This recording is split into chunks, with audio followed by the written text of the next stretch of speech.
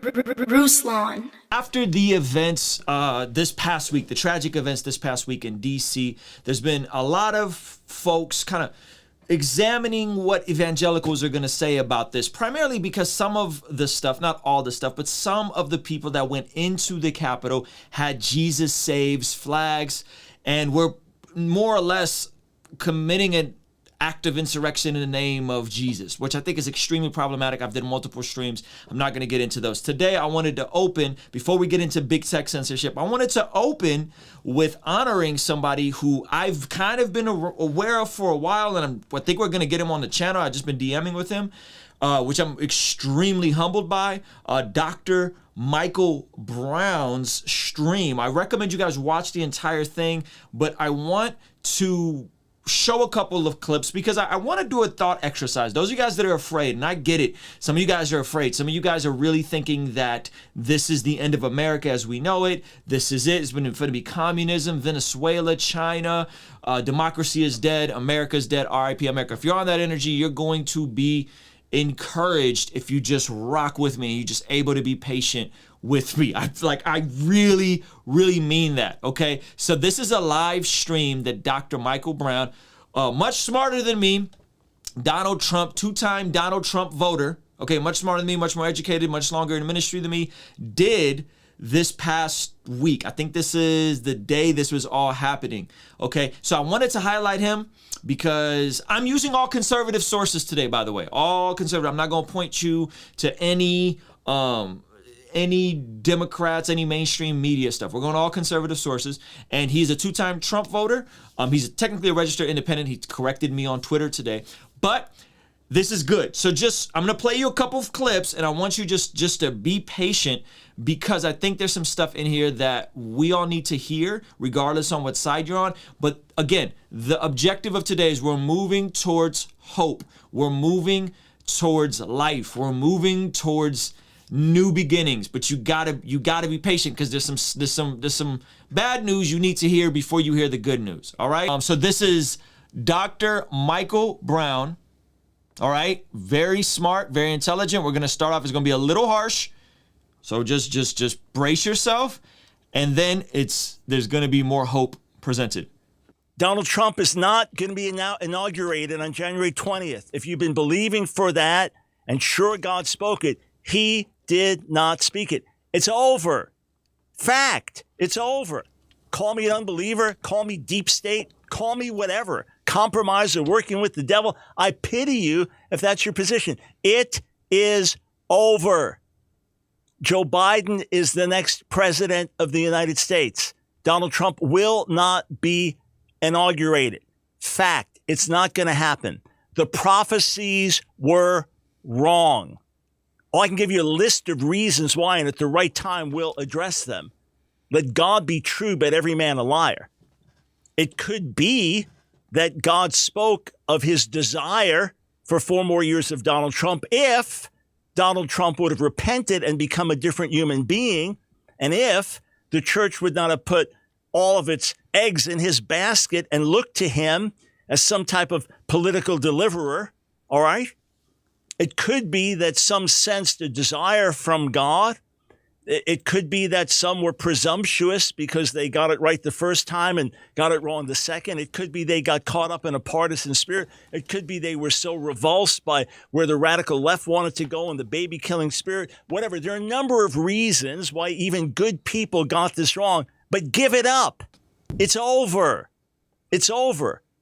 The prophecies were not accurate. God did not speak authoritatively that Trump would be inaugurated on January 20th, period. And here's the real shame of it. It did not have to come to this. It did not have to come to what's happening in D.C. right now, which is horrific, a horrific moment in our history, a moment of chaos and confusion. And I lay the responsibility directly at the feet of the president, the man for whom I voted in 2016 and 2020. I lay it at his feet for creating this atmosphere. And the losses in Georgia, what looked to be 2 Senate losses there, I lay at his feet as well. Because if he did not attack his own party and attack Republican leaders in Georgia, if he did not do that and make this all about him and instead say, hey, what's best for America? And let me do my best to get these people in, we would not be in this situation today. All right. I know that was hard to hear. Dr. Michael Brown, way smarter than I am, way more, educated, longer in ministry, 2-time Trump voter. Let him speak. Okay, now that we got the hard stuff out of the way, he said a whole lot there. I'm not going to go over all of it, but I wanted you guys to hear that. And I thought he made some extremely valid points. I thought there was some stuff that he said about Georgia that I agree with, which if you guys were paying attention, I wanted the Republicans to win in Georgia because I wanted to have some gridlock and some balance in Congress. But let's keep watching. Check this part out. All right, here we go. Say this again. Things did not have to end the way they did today. Things did not have to come to this. One reason I wrote Evangelicals at the Crossroads, Will We Pass the Trump Test, was to ask the question, could we vote for him and maintain integrity? Could we vote for him without sacrificing our witness? And I said, only if we will do the following, put the cross before the flag and engage in spiritual activity more than political activity. Not one or the other, but one more than the other. And not defend indefensible things with the president.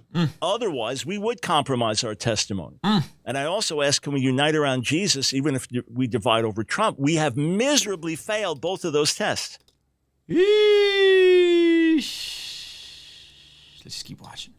The testimony of much of the church in America today, because of its hyper loyalty to the president and defense of all of his conduct and words, and now believing prophecies that were not true prophecies, okay? That were not true prophecies. We have destroyed much of our witness. So right up until the elections, I encouraged voting for Trump. I didn't endorse him, but I said, here's why I'm voting for him. Did you guys catch that? So again, Dr. Michael Brown voted for Trump twice, said right up until the elections, he encouraged voting for Trump. I'm using only Trump sources tonight. Okay? I'm using only Trump sources tonight. And here's why I believe we can vote for him while maintaining our testimony. However, I had all of my cautions for a reason. And there are others that are never Trumpers, that are people of integrity, people of character, not just jerks, but people of integrity, people of character that just said, I don't like the way the Democrats are going. I can't vote for them. And I agree with the policy choices of Donald Trump, but I believe that the man that he is will ultimately destroy our nation. Therefore, I can't vote for him. I always respected that. And I've said I respected that. Put some respect on my name. Y'all call me a cultural Marxist, a radical leftist. Y'all question my faith. You question everybody's faith from KB to Amin to Lecrae to everybody that said this. Put some respect on our name, okay? I'll run it back one time. Listen to what he's saying here. Listen to what he's saying here. People of character, not just jerks, but people of integrity, people of character that just said, I don't like the way the Democrats are going. I can't vote for them. And I agree with the policy choices of Donald Trump, but I believe that the man that he is will ultimately destroy our nation. Therefore, I can't vote for him. I always respected that. And I've said I respected that, even though that was not my position. It did not have to go this way. But when someone will not repent of pride and will not stop using their tongue to divide and to destroy, and now attack Mike Pence today and Bill Barr before that, and think, look, Jeff Sessions was one of the first people to major players, senators, to get behind Trump and then stood with him and then felt he had to recuse himself. And that opens the door for the whole Mueller investigation and all this. Then Trump savages Sessions and works against him when he's going to get reelected. Just trash the guy. I've said it before. I'll say it again. Put some respect on the name of the people that have been telling you guys this from the jump. I am not a Democrat. I am not a leftist. We're going to get into those definitions a little later. Those of you guys who question people's salvation, those of you guys who call this leftist and cultural Marxist, at least Dr. Brown, who I disagree with on quite a few issues, I mean, he said it. Put some respect on the name. Now let's move on to some hope. This is Dr. Michael Brown. He's way smarter than I am. He voted for Trump twice. I'm only using pro-Trump sources tonight. All right. But here's what concerns me. Here you are, a black American, voting Republican, and you voted for Donald Trump, even though you had concerns that he could be looked to a wrong way. Same with me. Voted for him twice, although I had those concerns. But that's not enough, though, for many. In other words, you are not loyal enough. You dare criticize the man. And this is wild. Not only did you guys attack people who said, hey, I can't get behind this man's character, because the narrative was policy over character. And I said, I like some of his policies. I think the stuff he did with China was good. I think the stuff he did with changing taxes was good. Some of his attempts at trying to do some pro-life work was good. But this idea that not only was it not good enough for completely dismissing and questioning people's salvation, but then it was people who would support Trump that even had some critique of him that got dismissed and got called names and, questioned their salvation. This is really, really interesting, all right? This is really, really interesting. That, to me, is cult-like. Whoa. I got to pull this back. I didn't say it. I've been saying it, but y'all called me crazy when I said it. Voted for him twice, although I had those concerns. But that's not enough, though, for many. In other words, you are not loyal enough. You dare criticize the man. And that, to me, is cult-like. That, to me, is cult-like. I didn't say it. To me, is dangerous. And as I've said, the only one I have that kind of loyalty to is the Lord, period. That's the only one that you have that kind of loyalty to. So, Clarence, I'm with you inch for inch. And yet for many, that's not loyal enough. You betray. Since when are we required to give complete support and allegiance to everything the president says? Since when, if you voted for Barack Obama, were you required to support everything he said and not criticize him and not differ with him? And if that's the way you were, that was cult-like. So Clarence, I'm with you. I share your concerns. And we have not demonstrated love to those we differ with. We have not. I can have fervent, deep disagreement with someone. Life and death disagreement. Feeling the direction they're going is terribly dangerous. But I could do it in a way where they know I love them. They genuinely know I love them, even as I'm standing in the road trying to stop them at the top of my lungs. They know I love them. I say the world looking at many of us, they don't know we love them. Oof. The world looking at many of us, they don't know we love them.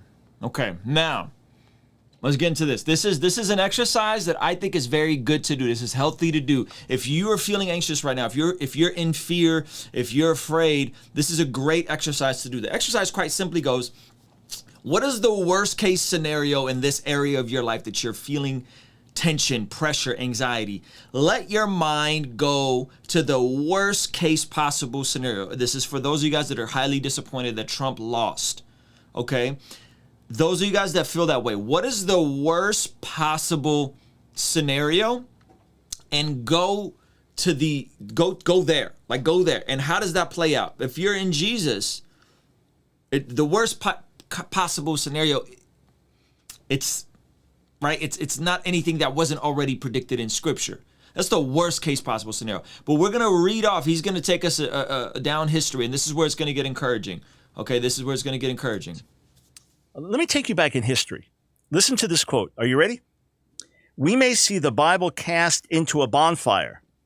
Our children either wield it or terrified, uniting in the mob, chanting mockeries against God.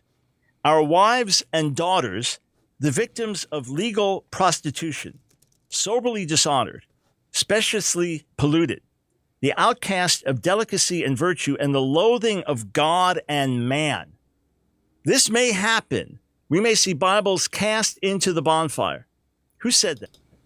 Who said that? Who y'all think said that? What year y'all think that was said? Ask yourself that right now. That was a wild statement. Okay? Who do you think said that? When do you think it was said?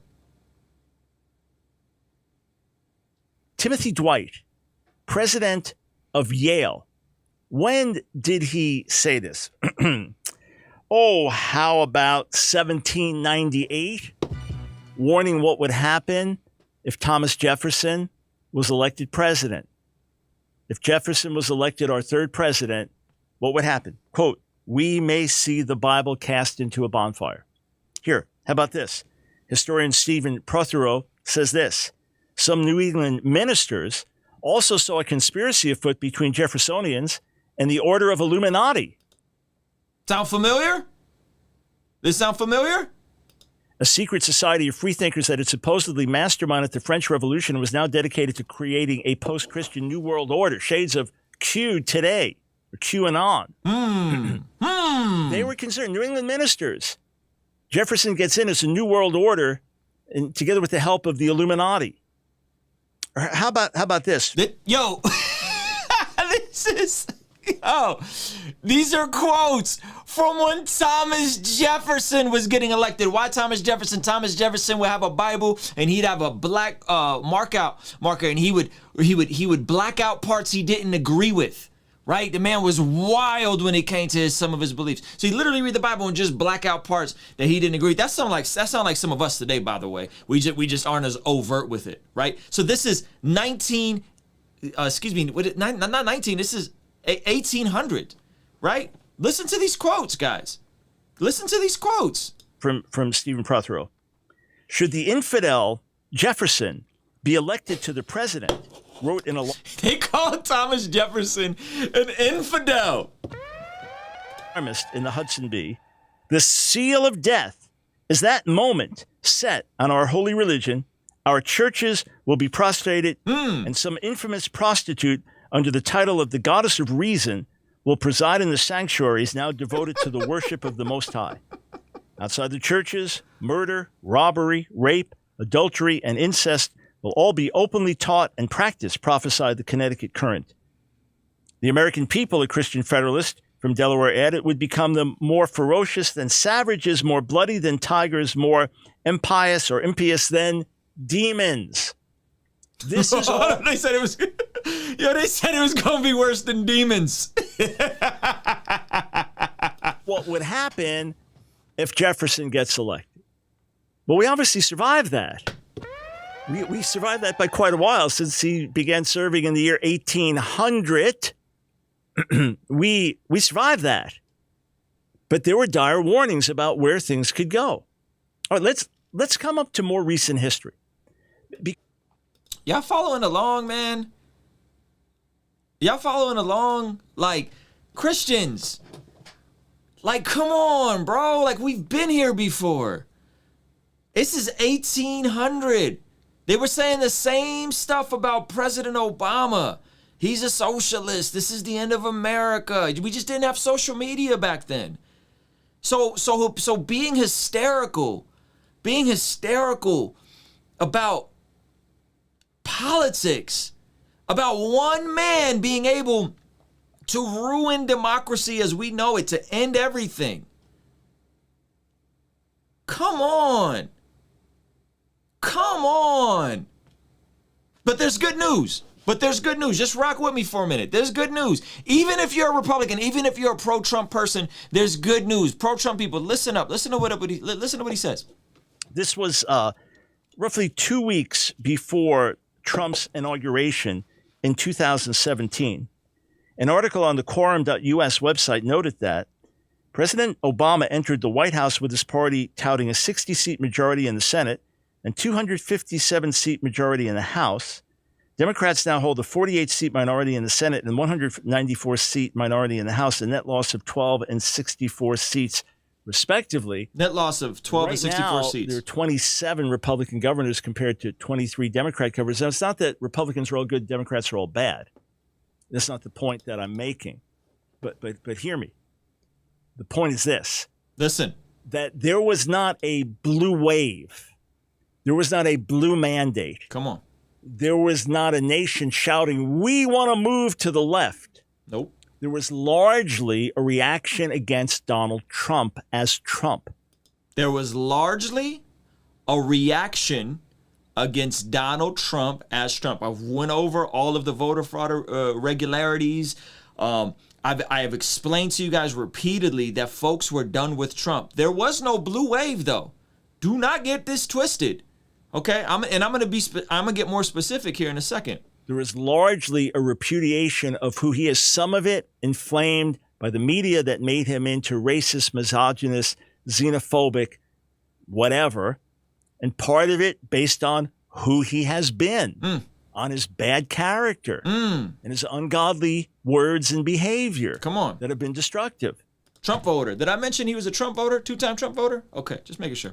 There was more than anything a repudiation of Donald Trump, not an embrace of radical leftism.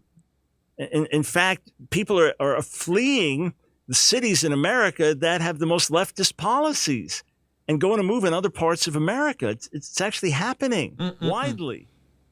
So if an unhinged Democratic Party decides to lurch further left, that could produce a massive backlash. But here's the key thing. Republicans are going to have to find a candidate who can unify, a candidate who can be strong, mobilize a base without destroying so many other people in the process, a candidate who will not savage a man like Mike Pence. I'm talking about in office, a candidate who will not savage a man like Bill Barr, a candidate who will not throw the Supreme Court under the bus, as the president has done. If that's the case, then you'll have a nation that does not want to go the way, especially financially and in terms of sociologically and other ways. I don't believe the bulk of the nation wants to go the way the radical left wants to go. And many Democrats are leery about going that far. Hello. Okay? So if the church get back to being the church and recover much of its reputation that's been trashed because of our becoming apologists for the president, if we could do that and then really pray for truth to come to light, there could be a pushback. And here's the other thing. I know all the things that you say could happen. Democrats pack. So that should make you hopeful. Regardless, what is he saying? He's saying the average person ain't trying to go to no radical leftist agenda. We're going to get into those definitions in a second, okay? And the error in some of that thinking. He's saying the average person doesn't want this, right? The average person isn't, we need to go the route of socialism. You guys understand what I'm saying? Like, this is not, but here's the key, and here's the part that I really hope Republicans get, is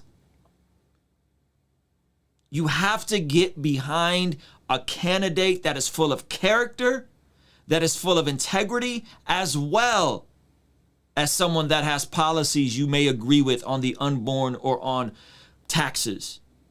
You have to.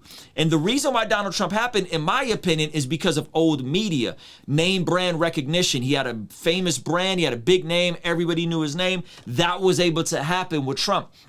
It's new media. And we're going to get into media here in a second, but there's new media. And I think, my opinion, I'm going to be introducing you guys to a candidate who is not a Democrat that I'm going to have come on the channel. And I think I know who that person is. I'm not going to share who it is right now, but I think I know who that person is. And it's someone I've been building with behind the scenes. And they are not, I'm not going to give it away, but they are not a Democrat. They are not a leftist. They are not a liberal.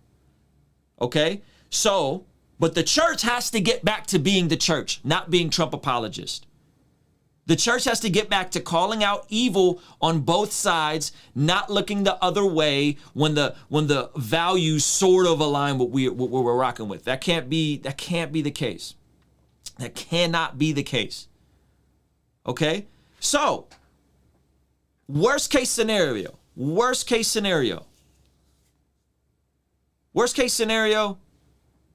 Jesus is still on the throne. Worst case scenario, everything that scripture predicts at the end happens in our lifetime. Worst case scenario. Why are you afraid of the worst case scenario? Right? What are you fighting? What?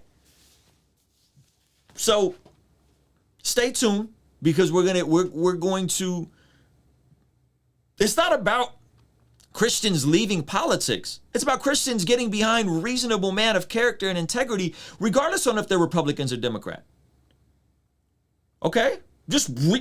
Hey, how about a one woman man? I don't know. How about a man that doesn't speak English and hyperbole lies? I don't know. So I think I know who that person is. I'm going to be introducing him to you guys hopefully soon. I'm working on it.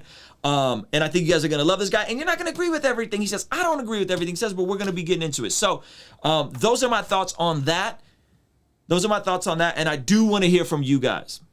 Kingstream Entertainment. Ruslan. Good book off the shelf, more dubs off the L's. I told Ray they ain't just gon' know us, they gon' know us well. Happy to have fell my way to success. With my family by my side, Lord knows what's next. Yahshua where the king came down and bore it all. I know a few things, never claimed to know it all. But I know what's off, never noticed y'all. Hit a protocol, need an overhaul. Need an overhaul, I need an overhaul. Need an overhaul, we need an overhaul. Yahshua the king came down and bore it all.